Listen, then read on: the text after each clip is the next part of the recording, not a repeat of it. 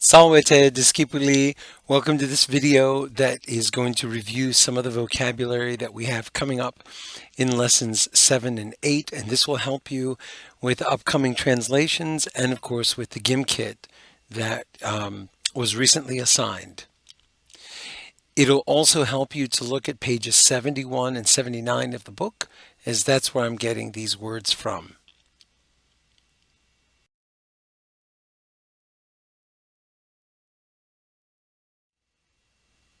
Your first word is annus, anni, and you should be able to guess its declension and its gender and what type of word it is. It's a noun.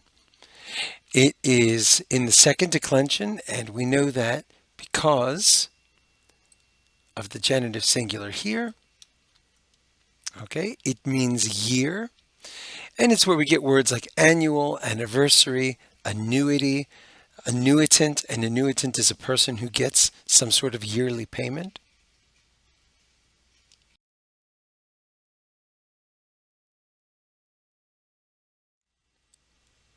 Your next word is donum, doni, and this is also a noun. It is neuter, and we know it because we see the there. And it's second declension, and we know it because of the long I there in the genitive singular. It means gift, which is just another way of saying give. Okay, F and V are basically the same letter.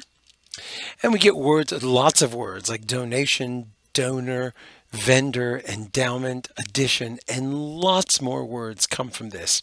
We will also learn very soon the verb do. Do means I give.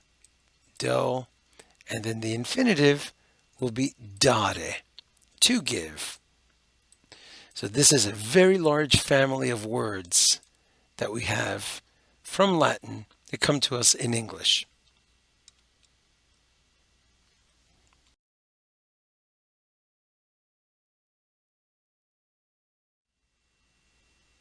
Next we have the word equus and equui, and we know this is masculine.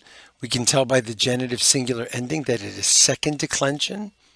Okay, we're looking at the endings. They're going to give us all the information that we need. Okay, and this is the word for horse. And the only derivative that I can think of as being relevant is equestrian. Okay, riding horses. The reason we're learning this is very soon we will be reading about the wooden horse, the Trojan horse that the Greeks used to sneak into the city of Troy.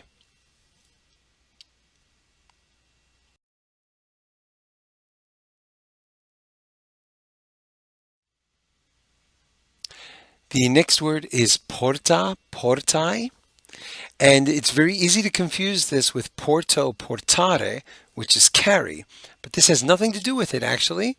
This is a noun, it's feminine, and it's in the first declension. We know it because of the AE there, and this means gate, and it's where we get words like portal, porch, portico, portiere, porter. A porter is a gatekeeper. Portcullis is the iron gate that would be closed down in an old castle.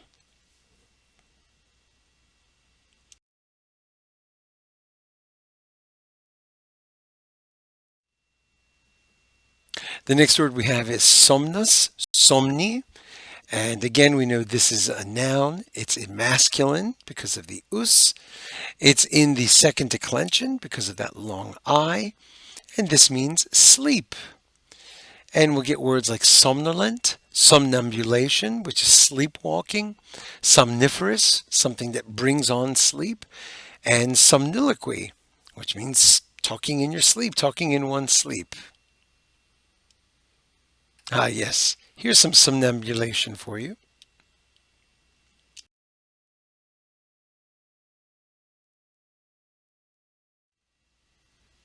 The next word is one that we've practiced before, just with adverb formation. This is latus, lata, latum. All three flavors here. Okay, so it's an adjective. We call it a three-termination adjective because it has three different endings. We have a masculine one, a feminine one, and a neuter one. Okay, and what declension is this? This is a second declension adjective. This one is first declension. Okay, and then latum is also second. Okay, this is all important information.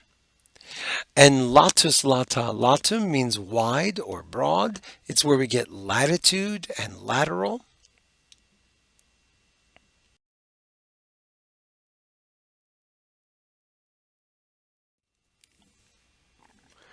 This next word is not a noun. It is also not an adjective.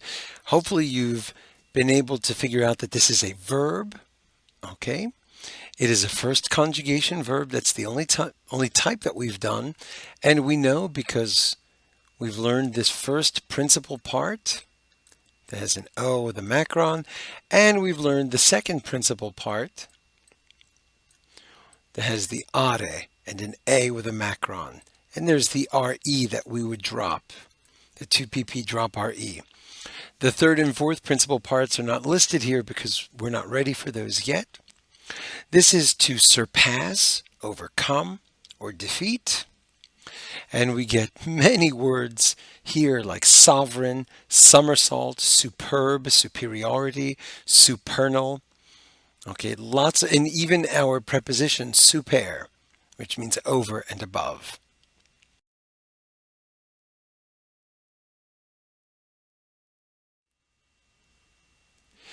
The next word here is also a verb. This is volo, volare. First conjugation because of the things we've already talked about and learned. And this is fly, move swiftly, rush, or speed.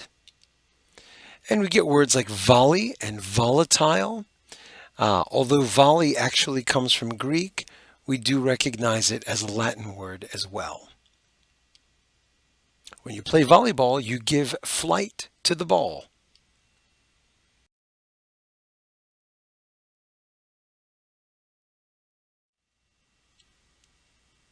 The next word is olim. This is an adverb, and it just means once, at one time, or at some time. There are going to be lots of adverbs for us to memorize, so we should keep these perhaps on a special page or just make a note of them because we're going to wind up looking them up a lot.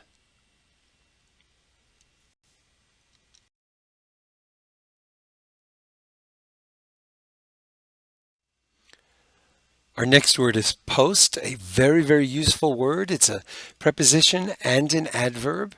It means afterward, after. It also means behind. And we see it in tons of words. Posthumous, which means after burial. Post mortem, after death. Post partem, after separation of a mother and the baby. Post hoc, after this event. Postern, posterity, post-diluvian, talking about the world after the flood.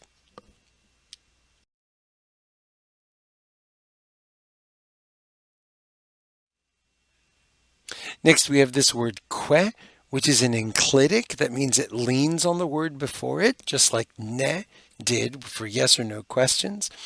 It's the conjunction which means and. So we could say aeneas crusaque, Aeneas and Crusa, or pueri puellaique, boys and girls. Okay, so it leans on the second word here and it just means and. Late longeque. Well, late is widely, longe means in a long way or by far. So this just means, in English we would say long and wide or far and wide. This means wide and long. Or wide and far.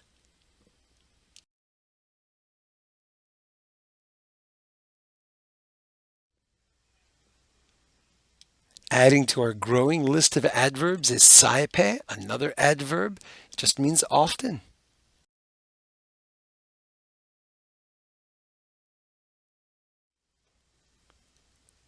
A super useful word here is per. This is a preposition. It means through. It's always used with the accusative. Okay, it very rarely means by, and we'll get per diem, which means daily or per day, per mensem, which means monthly, per annum is yearly, per chance. Permeable means that it can pass through something. Permission, we'll talk about all of the meadow mission words. And perpetual, and probably hundreds more.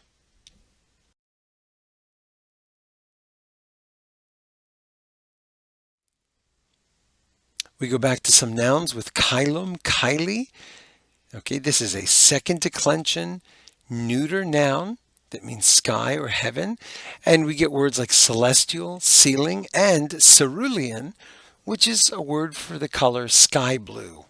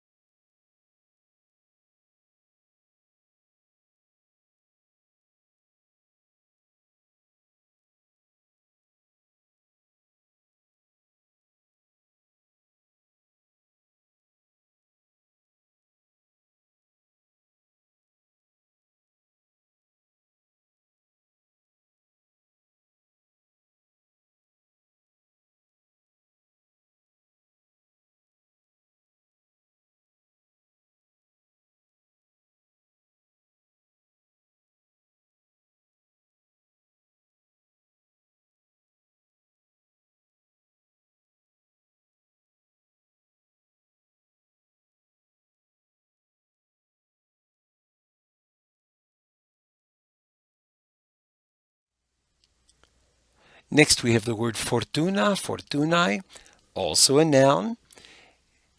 And you can identify the fact that it's feminine. It's first declension. It means fortune. And it's where we get words like fortunate and fortuitous and misfortune. And remember, the Greek name of this goddess is Tyche.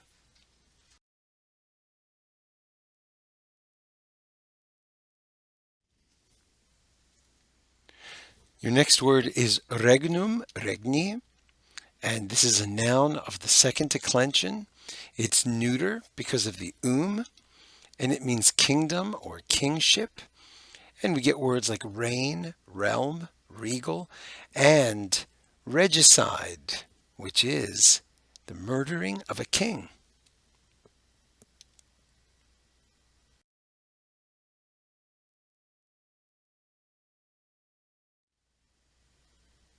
Next, we have this verb, convoco, convocare.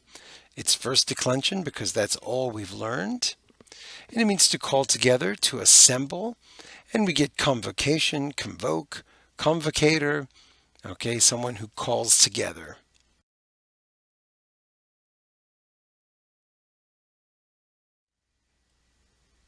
A word we've definitely done before, expecto, expectare. This is just to await, or I await.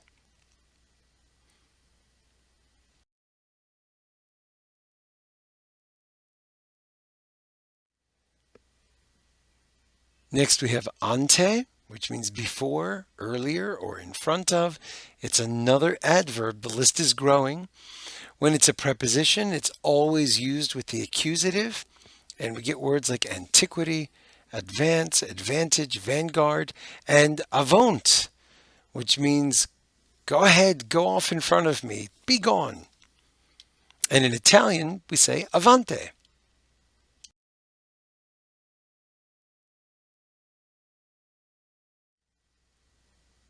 Cur is called an interrogative adverb.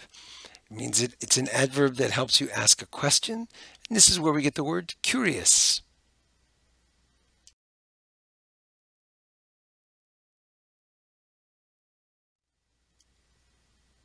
Iam means now, already. This is another adverb. If we say noniam, it means no longer. So if I say noniam amo, I no longer love. Noniam amo puerum, I no longer love the boy. And how would we say I no longer love the girl? Noniam amo puellam.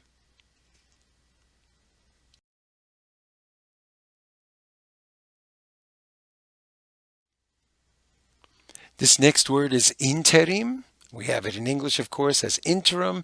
It means meanwhile, in the meantime. It's an adverb.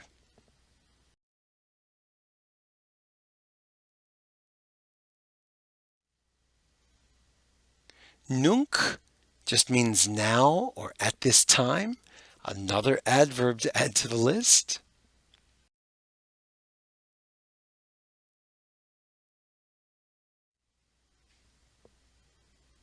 Tum and tunc are also adverbs which mean then or at that time. So nunc and tunc, now and then.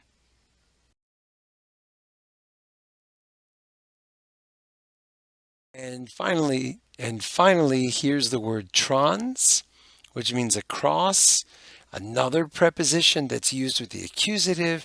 And of course, in English, we have transaction, transmission, trans-American, transatlantic, and lots more.